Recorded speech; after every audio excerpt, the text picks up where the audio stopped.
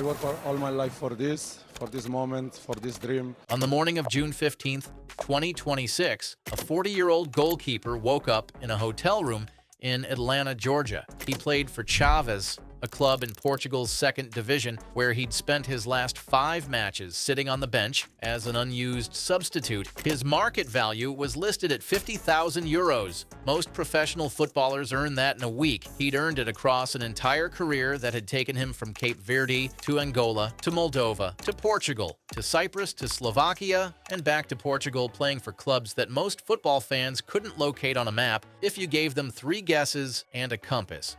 His name was Josimar José Evora Dias. Nobody outside of Cape Verde and a small section of Portuguese second division supporters had any reason to know that name. By the time he went to bed that night, 8 million people had followed him on social media, and the entire planet knew him by a different name entirely, Vozinha. It means little granny. His grandparents gave him the nickname because they were the ones who raised him. His father was in the military, his mother worked. In Mindelo, a coastal town of 70,000 people on the island of São Vicente in Cape Verde, Vozinha grew up in the kind of environment where football wasn't a career plan. It was just what you did in the street until it got dark. His father had wanted to name him Valdano, after the Argentine striker Jorge Valdano, who played for Real Madrid in the 1980s. The authorities in Cape Verde wouldn't allow it, so instead of being named after a World Cup winner, he became Little Granny, and for the next 3 decades, the distance between that nickname and the World Cup was roughly the same as the distance between Mindelo and any stadium that mattered. Here's the detail that tells you everything about Vozinha's career before you know anything else. He didn't become a professional footballer until he was 25 years old. 25. In 2007, when Vozinha was still playing amateur football for a local club called Batuk FC, trying to figure out whether he even had a future in the game, Lamine Yamal was being born. The same Lamine Yamal who would be standing on the opposite side of the pitch from him 19 years later as a generational talent playing for Barcelona and the Spanish national team at the age of 18. Yamal's entire life fits inside Vozinha's career. That's not a statistic. That's a timeline that shouldn't produce the same outcome for both players on the same night. But it did. Vozinha didn't start his professional career until 2012 when he signed for Progresso in Angola. Not the Angola that people imagine when they think of African football infrastructure. Progresso, a club in the Girabola, Angola's top division, where the stadiums are small, the pitches are inconsistent, and the path from there to anywhere visible in world football is practically non-existent. He spent 3 years there before moving to Zimbru Chisinau in Moldova, a country whose entire football infrastructure is so far from the European mainstream that playing there is less a career step and more an act of geographical endurance. From Moldova, he went to Gil Vicente in Portugal, a brief spell that at least placed him in a country where professional football was taken seriously, even if his role in it was marginal. Then Cyprus. AEL Limassol signed him, and for 5 years he finally had something approaching stability. He won the only trophy of his career there, the 2018-19 Cypriot Cup. 1 trophy in an entire professional lifetime. Then Slovakia, AS Trenčín. Then back to Portugal, this time to Chaves in the second division, where he became a backup goalkeeper in a league that the footballing world pays almost no attention to. This is a career that in any normal timeline ends without anyone outside of a few thousand supporters ever learning the name. This is a career that generates no Wikipedia page worth reading, no transfer fee worth reporting, no highlight reel worth uploading. This is a career that exists in the margins of professional football, in the space between ambition and reality, where thousands of players spend decades grinding through leagues nobody watches, hoping for a moment that statistically will never come. Vozinha nearly quit. He said it himself after the Spain match. He thought about walking away from football because the grind was long and the rewards were invisible, and the dream he'd been chasing since Mindelo felt further away with every passing year. But he didn't. He stayed. Not because staying made rational sense, not because any objective analysis of his career trajectory suggested that continuing to play professional football at the age of 38, 39, 40 in the Portuguese second division as a backup was going to produce anything other than a quiet retirement and a life after football that nobody would document. He stayed because he believed something was coming. He just didn't know what it was. What was coming was Cape Verde's first ever World Cup. Cape Verde is a volcanic archipelago in the Atlantic Ocean with a population of roughly 600,000 people. To put that in perspective, the city of Atlanta, where the match against Spain was played, has a metropolitan population of over 6 million, 10 times the entire country. Cape Verde has never had a player compete in Europe's top 5 leagues. Their football federation doesn't have the budget, the infrastructure, or the player pool that most World Cup nations take for granted. Their squad is built from players scattered across lower divisions in Portugal, Cyprus, Turkey, and a handful of other leagues that don't make headlines. Their qualification for the 2026 tournament was already one of the most improbable stories in the history of African football. Nobody predicted it, nobody prepared for it.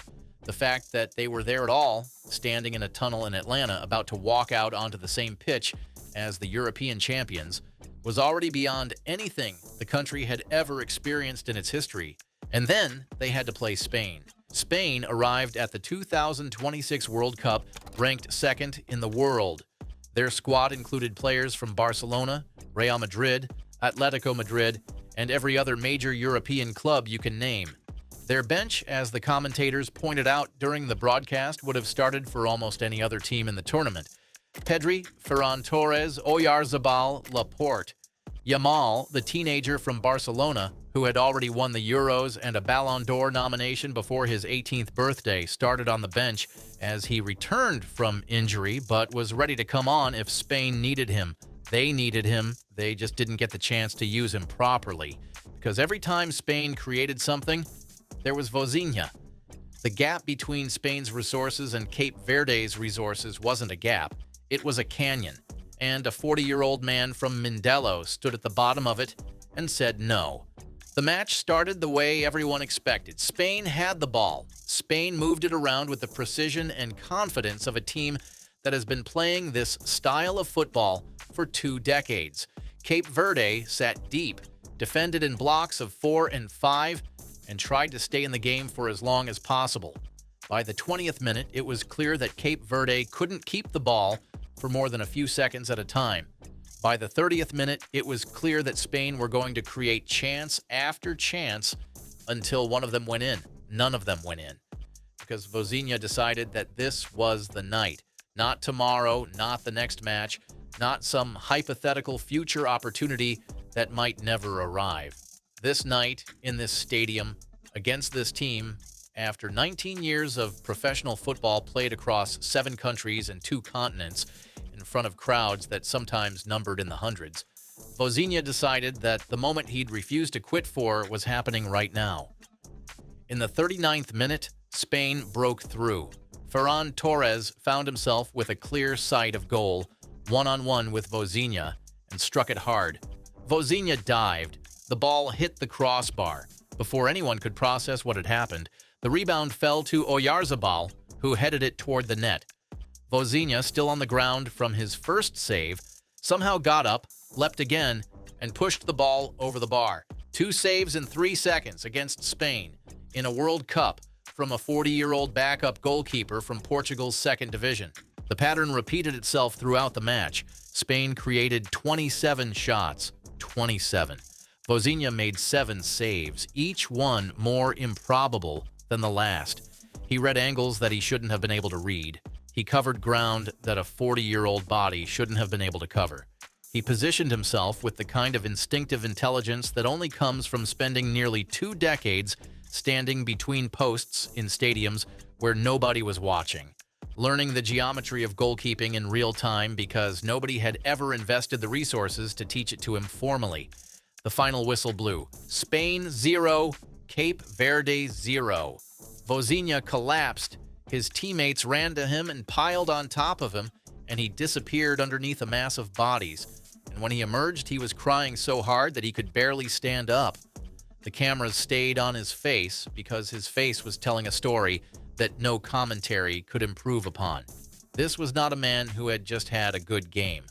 This was a man who had spent 19 years in the wilderness and had just been handed in 90 minutes every piece of evidence he needed to know that the journey was worth it.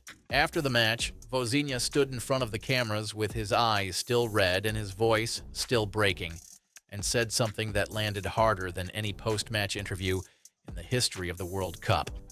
I have worked my whole life for this moment. I'm 40 years old. I started playing football professionally when I was 25. In 2012, I thought about leaving, but I continued because of this dream. This is for everyone. 8 million people followed him on social media within 24 hours. His name trended in over 40 countries. Highlight compilations of his saves were viewed tens of millions of times across every platform. Here's a detail that almost nobody mentioned in the coverage. Vozinha was born on June 3rd, 1986. The Spain match was played on June 15th, 2026. He had turned 40 years old 12 days before the biggest night of his life. 12 days earlier, he was just another aging goalkeeper that the football world had never heard of. 12 days later, he was the most talked about player at the World Cup, the same sport that told him for 2 decades that he wasn't good enough, that his clubs were too small, that his leagues were too obscure, that his body was too old, gave him everything in a single night. Pundits, former players, journalists, and football fans who had never heard of Cape Verde suddenly knew the name Vozinha, knew the story of the little granny from Mindelo, and understood that the World Cup, underneath all the controversy and the ticket prices and the empty seats and the politics, is still capable of producing a moment so pure that it reminds you why the entire thing exists. The World Cup exists for nights like this, not for the superstars who arrive with €100 million contracts and the expectation of winning. For the 40-year-old goalkeeper from a town of 70,000 people who spent 19 years traveling from Cape Verde to Angola to Moldova to Cyprus to Slovakia to Portugal's second division, sat on the bench for his last 5 club matches and then walked onto the biggest stage in football and refused to let Spain score. Nobody wanted Vozinha. Nobody was looking for him. Nobody expected him to be here. No scout watched his matches in Moldova and thought this man will stop Spain at a World Cup one day. No agent looked at his career trajectory and saw anything worth investing in. No headline was ever written about him before June 15, 2026. And when the final whistle blew in Atlanta and the tears came and the world finally learned the name that his grandparents gave him in a small house in Mindelo, nobody who watched him could possibly forget him. Little Granny just shut down Spain.